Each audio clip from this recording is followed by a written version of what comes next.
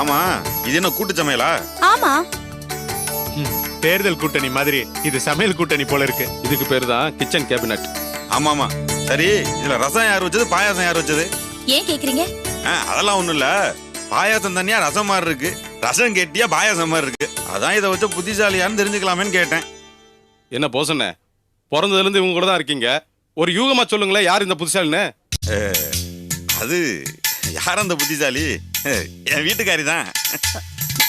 கரண்டியால போட்டேனா? என்னதானோ உன்னை புத்திசாலின்னு சொல்றது தப்பா என்ன?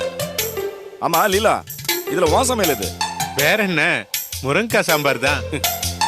மாணிக்கண்ணே, இப்போ உங்களுக்கு ஒரு சேலஞ்ச். இங்க இருக்கிற ஐட்டங்களையே எந்த ஐட்டம் அன்னி சமைச்சதுன்னு கரெக்டா சொல்லுங்க பாப்போம். வேற இது பருப்பு கடையில் தான். அதான் சூடு சுரணம் எல்லாம் ஒரு மாதிரி டல்லா இருக்கு. சரி கோபி கேட்பான். கோபி, இந்த ஐட்டத்துல எதுவும் ஒய்ஃப் செஞ்சதுன்னு டெஸ்ட் பண்ணி சொல்லுங்க பாப்போம். இதுல டெஸ்ட் பண்ண வேண்டியிருக்கு. நிச்சயமா அது காரக்குழம்பு தான்.